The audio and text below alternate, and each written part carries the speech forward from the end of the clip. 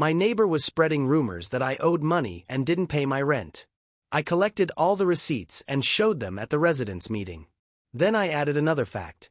She herself was in debt for several months for water. Her face was priceless. My neighbor spread lies that I never paid rent, but I made sure she would never dare open her mouth again. You know that kind of person who thrives on gossip? The one who treats lies like currency, spreading them like wildfire just to feel important? Yeah. That's my neighbor, Elena. A woman in her late 50s, with a sharp tongue that could slice glass and a smile that never quite reached her eyes. She lived 2 doors down from me in our apartment building. And for months, she had made it her personal mission to ruin my reputation. It started small. At first, I brushed it off. She whispered to people in the hallway that I was struggling financially, that maybe I was late with my rent. Petty, right? I had always paid on time. I even had the receipts neatly stacked in a binder, just in case. But Elena wasn't content with subtle digs. No, she escalated. Soon, people were avoiding me in the stairwell, giving me judgmental looks, and muttering behind my back. One day, I overheard her telling another neighbor that I owed the landlord thousands, that I was a leech living off the building. That was it. My blood boiled. I had worked hard for every penny, and this woman was dragging my name through the dirt for her own twisted entertainment. Now, here's where the story takes a turn. I could have ignored her. I could have gone to the landlord and asked him to clear things up. But you know what? That would have been too easy for her. Too merciful. And I don't believe in letting people like Elena get away with their poison. I wanted justice. No, scratch that. I wanted revenge. So I started observing. Quietly. Patiently. The way she strutted around the building, the way she made herself the queen bee of the tenants' meetings, the way she pretended to be the moral authority while pointing fingers at others. That arrogance was going to be her downfall. I waited for the perfect moment. And as fate would have it, one was coming up soon. The monthly building meeting. The one event where every tenant gathered in the common room to discuss bills, repairs, and complaints. Elena loved these meetings. It was her stage. She always had something important to say, usually some exaggerated problem about someone else. This time, though, I was going to flip the script. For weeks, I prepared. Every receipt, every single proof of payment. I collected them. Neatly filed, labeled, and ready. I even made copies, just in case. I wanted undeniable evidence, something that would silence every whisper in the building. And while I was digging, I stumbled across something interesting. See, Elena wasn't as perfect as she pretended. One day, while she was shouting at the janitor about dirty stairwells, I happened to notice a letter sticking out of her mailbox. A bright red reminder notice from the utility company. Now, I'm not the type to snoop. Normally. But after months of her attacks, let's just say my curiosity was more than justified. Turns out, Elena had been skipping her own payments, specifically, her water bills.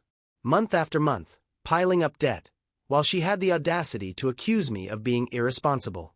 The hypocrisy was almost too delicious. So I had my plan. When the night of the building meeting came, the room was buzzing as usual. People complained about the flickering lights, about the broken elevator. Elena sat in her usual spot at the front, acting like she ran the place. She gave me that smug little smirk, the one that screamed, "I've ruined you and you can't touch me." She had no idea what was coming. When it was my turn to speak, I stood up, calm and collected. My heart was pounding, but I kept my voice steady. I laid out my binder of receipts on the table, one by one, like evidence in a courtroom. For those of you who may have heard rumors about my supposed unpaid rent, I began, making sure to glance at Elena. Here's the truth. I've paid every bill, every month on time. The room fell silent. All eyes turned to me, then to Elena. Her smirk faltered. And just so there's no confusion, I continued, flipping through the documents. Here's proof, every receipt from the last 2 years. I could see people's expressions change. The whispers started again, but this time they weren't about me. They were about her. And then, I dropped the bomb. Funny thing though, I said, pausing for effect. While I was organizing my receipts, I couldn't help but notice something. It seems someone else in this building hasn't been as responsible. Someone owes several months of water bills. In fact, enough to risk having her water shut off. Gasps. All heads turned toward Elena. Her face turned bright red, then pale. She stammered, That's not true." But the evidence was already there. Several neighbors had seen those letters sticking out of her mailbox too. I leaned in, my voice calm but cutting. "Next time you feel like spreading lies about me, Elena, maybe make sure your own hands are clean first." The silence that followed was beautiful. Her power crumbled in an instant. No one believed her anymore. The same people who used to nod along with her gossip were now whispering about her hypocrisy. Her reign as the building's queen bee was over, and she knew it. Her face. Priceless. A mix of shock, rage, and humiliation, like someone had just ripped off her mask in front of the whole world. And me. I walked back to my seat, calm and collected, my reputation fully restored, and hers utterly destroyed. But here's the thing. That was only the beginning. Because Elena wasn't the type to give up quietly. And I wasn't done either. So tell me, what would you have done in my place? Would you have exposed her, or taken it even further? I thought humiliating my neighbor once would be enough. But she came back swinging. And that's when I decided to end her for good. After the meeting, I thought it was over. Honestly, I thought Elena would crawl back into her apartment, lick her wounds, and maybe, just maybe, finally learn her lesson. But people like her, they don't stop. They don't apologize. They plot. And within days, I realized she wasn't going to let me off so easily. It started with the dirty looks in the hallway. Every time I passed her, she'd glare at me like I had personally ruined her life. Which, to be fair, I kind of did. But she deserved it. Then came the small acts of pettiness. Slamming her door when I walked by, leaving trash bags accidentally in front of my door, whispering to anyone who would still listen. Her pride was wounded, but her venom wasn't gone. And soon enough, she escalated. One morning, I walked out to find a note taped to my door in big messy handwriting. Thief. Liar. Fraud. Oh, she was trying to play dirty now. I laughed at first, ripped it down, and tossed it in the trash. But then I started noticing more things. Flyers on the building notice board with passive-aggressive reminders about paying bills on time, clearly written by her. Anonymous, but everyone knew. It was pathetic. It was desperate. But it was also annoying. Still, I kept my cool. I knew her type, burning herself out with petty little games, while I quietly observed. And trust me, I was observing. Because here's something you need to know about revenge. The best kind isn't quick. It's patient. It's methodical. And while Elena thought she was waging a one-woman war against me, I was quietly building the kind of ammunition she wouldn't survive. See, Elena had a secret. She wasn't just late on her water bills. Oh no, that was just the tip of the iceberg. Over time, I started noticing more red envelopes sticking out of her mailbox. Electricity, internet, even gas. She was drowning in debt, and trying desperately to keep up appearances. But appearances were everything to her. She loved being seen as the moral authority of the building. The responsible one, the one who looked out for everyone else. If people found out she wasn't just behind on one utility but basically living on borrowed time, it would destroy the image she clung to so desperately. And I was going to make sure everyone knew. But before I could set my plan in motion, she tried one last trick. One afternoon, there was a knock on my door. I opened it, and there she stood, arms crossed, eyes blazing. "You embarrassed me," she hissed. "No hello, no pretense. Just venom." "You embarrassed yourself," I replied coolly. Her face twisted. "If you think you can humiliate me and get away with it, you're mistaken. People here know what you are." I almost laughed. What I am. The one who actually pays their bills. She stormed off, muttering curses under her breath. And that's when I knew, this wasn't over until one of us was completely ruined. So, I got to work. The next building meeting was coming up in just a few weeks. Perfect timing. I began quietly talking to other neighbors, casually asking if they'd noticed anything strange. Turns out, I wasn't the only one who'd seen her overdue notices piling up. Some had even received late payment slips when she failed to cover shared utilities. The resentment was already brewing. All I had to do was light the match. Meanwhile, I gathered proof. Not illegally, of course. But let's just say when a red notice is practically hanging out of someone's mailbox for days, it's not exactly private. I snapped photos, collected testimonies, even found one poor neighbor who admitted Elena had borrowed money from her months ago and never paid it back. Piece by piece, I built the case. And then, just to add fuel to the fire, I decided to push her buttons a little. Nothing too obvious, just small, calculated moves. Like leaving my binder of receipts accidentally visible when walking down the hall. Or cheerfully greeting her with, "Oh, just came back from paying my bills, on time of course." Her face would twist in silent rage every time. Delicious. By the time the next meeting rolled around, the atmosphere in the building had shifted. People weren't whispering about me anymore. They were whispering about her. And she knew it. She walked into the room that night with her chin high, but her eyes darting nervously. She tried to start the meeting as usual, trying to reassert herself, but the energy wasn't the same. People weren't nodding along. They were watching, waiting. And I was ready. When my turn came, I didn't start with accusations. No, that would have been too blunt. I started with a story, about responsibility, about how important it is for neighbors to be honest with each other, to pay their share so the whole building doesn't suffer. Heads nodded. Murmurs of agreement. Then, slowly, carefully, I laid down the evidence. Not just the water bills this time. All of it.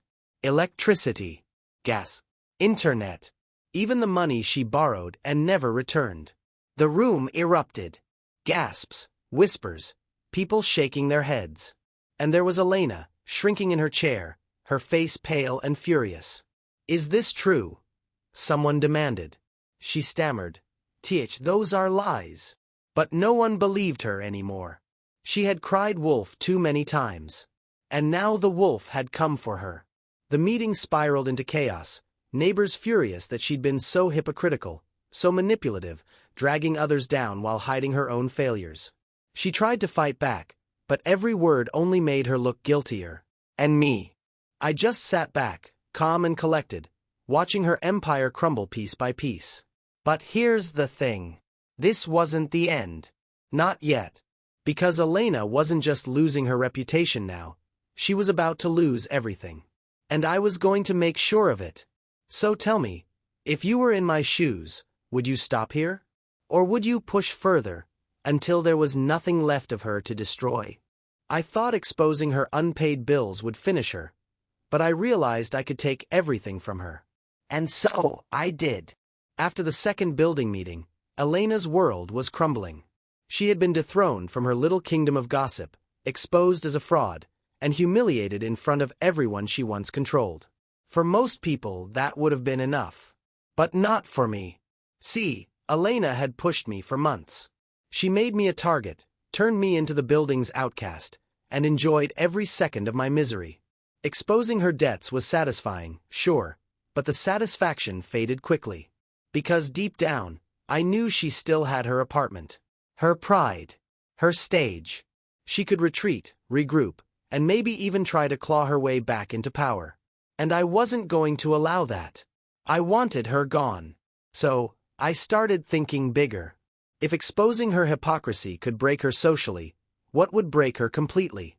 What would make sure she could never rise again? The answer came slowly, but when it did, it was perfect. Her debts weren't just embarrassing, they were dangerous. She wasn't just a gossiping neighbor with too much free time. She was financially unstable, and that instability was threatening the entire building. If she didn't pay her utilities, the shared systems suffered.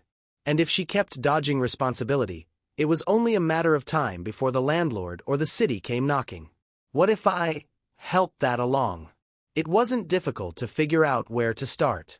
I began quietly visiting the utility offices. Nothing suspicious, just checking on some accounts. And sure enough, Elena's name appeared on multiple delinquent lists. Her water was months overdue. Her gas was on the verge of disconnection.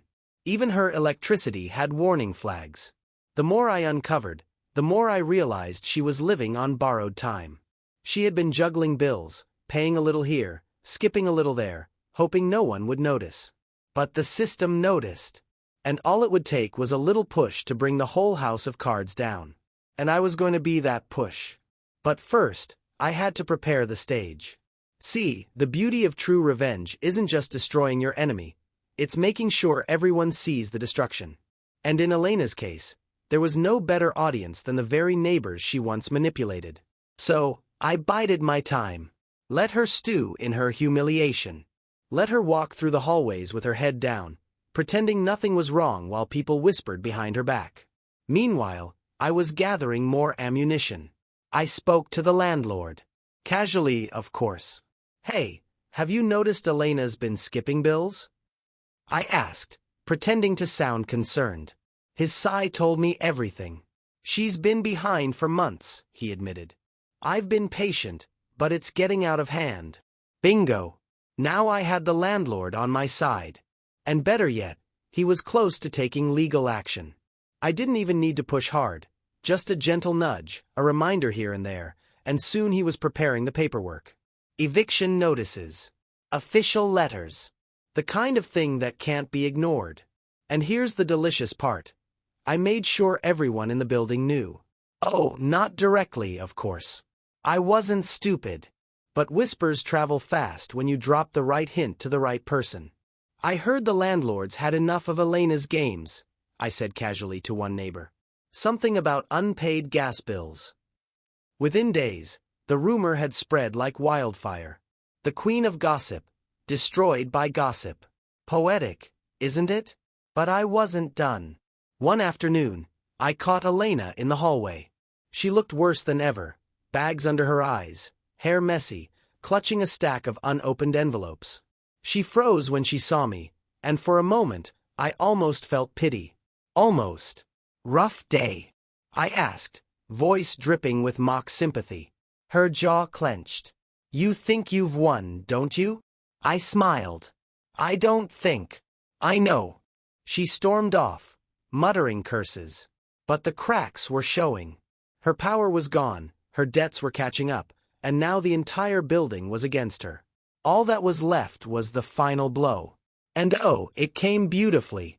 The next meeting was different. The landlord himself showed up, holding papers in his hands. He cleared his throat and announced, I regret to inform you all that one tenant is being taken to court for repeated non-payment of utilities. The room buzzed. Everyone knew exactly who he meant. Elena sat frozen in her chair, her face pale as death. She tried to speak, but no words came out. She just sat there, trembling, while the landlord laid it all out. Months of unpaid bills, ignored notices, final warnings.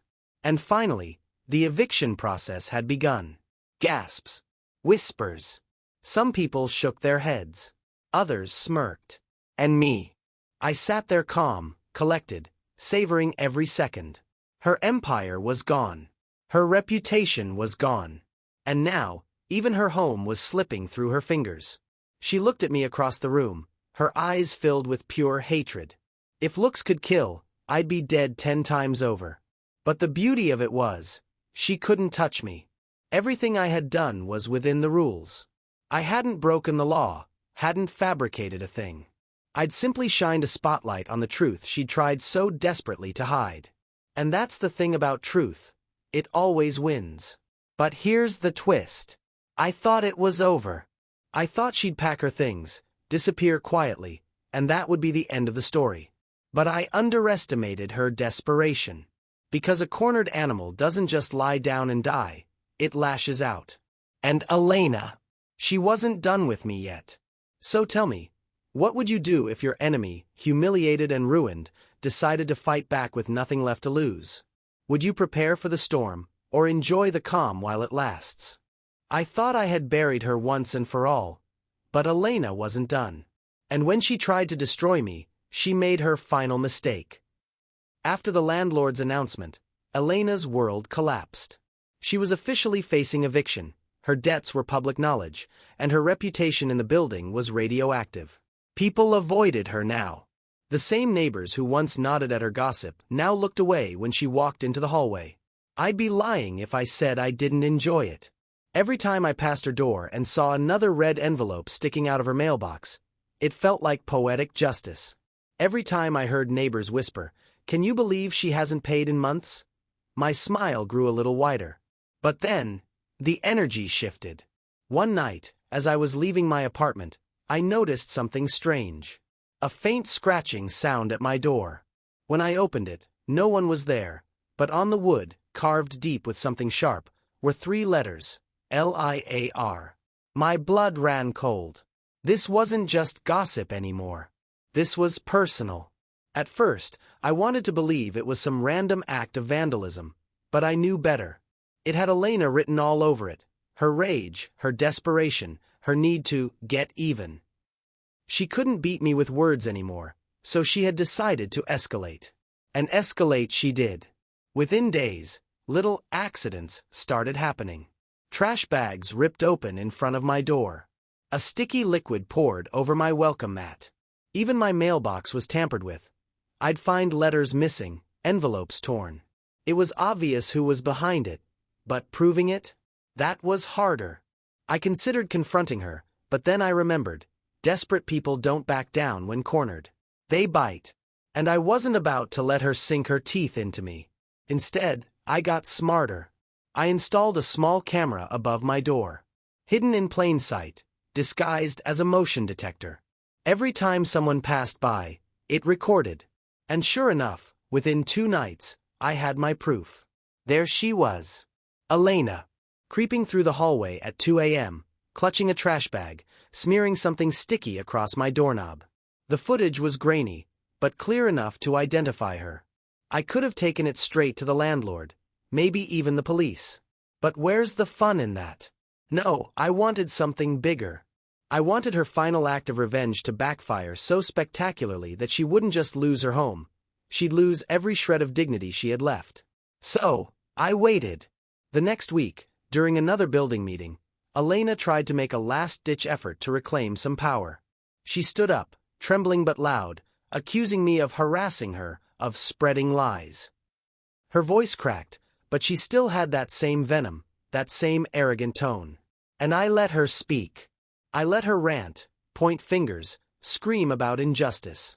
People shifted uncomfortably, some rolling their eyes, others whispering.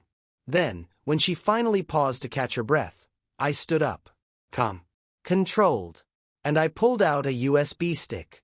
"Funny you should say that, Elena," I said smoothly. "Because I've been noticing some strange things happening around my apartment. Trash. Vandalism. Tampered mail. At first, I didn't want to believe it. But then, I got proof." I plugged the stick into the projector the landlord used for budget slides. And there it was. Grainy footage of Elena sneaking through the hallway at night, vandalizing my door like some deranged teenager. Gasps filled the room. Someone actually laughed. Elena's face turned chalk white. "That's not me," she screeched. But it was pointless. The evidence was clear. The landlord's eyes narrowed, neighbors whispered angrily, and her last shred of credibility evaporated in seconds. "Enough," the landlord snapped. "You're done here, Elena."